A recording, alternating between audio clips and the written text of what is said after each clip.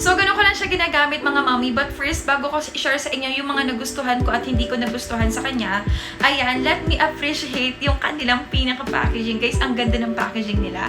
So, ayan po yung pinaka-brand. Ayan. Nakalagay dyan, The Originote. And guys, plastic siya.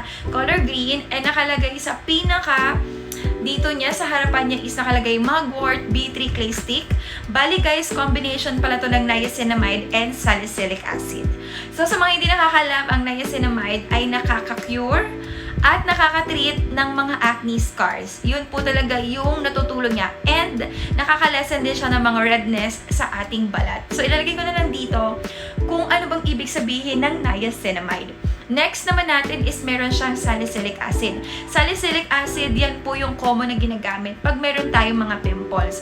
Halimbawa, meron ka mga acne scars, ayan, nakakatulong din siya. And kung kayo ay meron kayong mga cystic acne or yung malalaking pimples.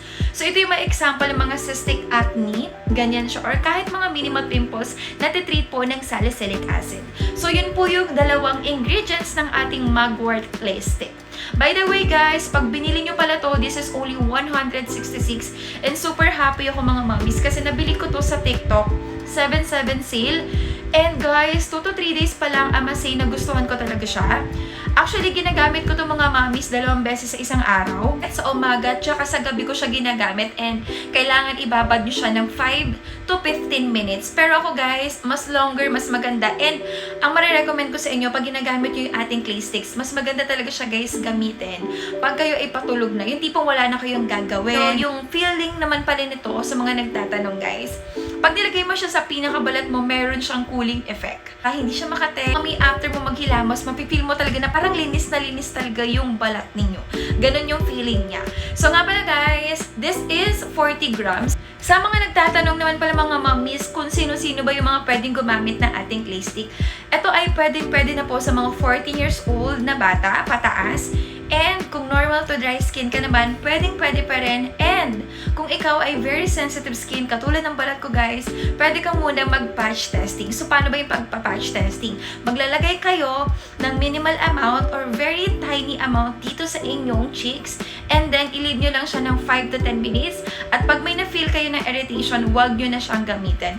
Pero ako mga mommy, based on my experience, hindi ko naman siya na-feel yung irritation and very smooth and very moisturizing siya sa balat pag ina-apply mo na. And nga pala guys, sa mga nagtatanong din, this is only 166 pesos. Meron ito guys, yung medyo mas mahal ng konti, pero ito yung mas affordable na nakita ko sa TikTok. So medyo marami-rami na rin siya.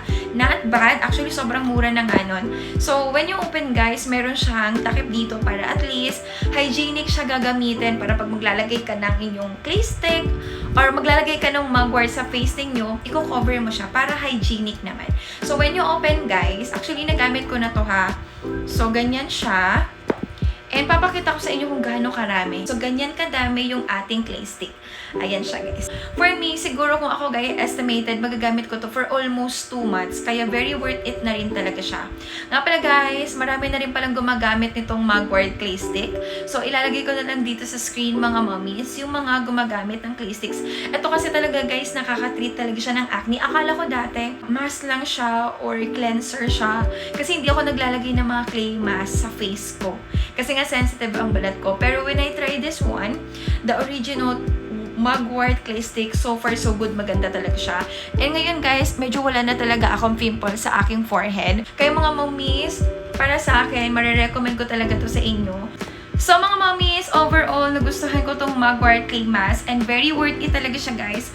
Very worth it sa budol guys. And hindi lang ako yun mga mommies, ayun, maglalagay na lang ako dito ng mga feedback ng mga reviews na gumamit ng ating Mugwort clay mask. And then maglalagay na lang din ako dito ng mga videos na nakatulong talaga sila makatreat ng acne. Guys, ay napansin ko talaga dito mga mommies, ang bilis ma-dry out nung pinaka-pimples ninyo. Kaya marirecommend ko to sa inyo.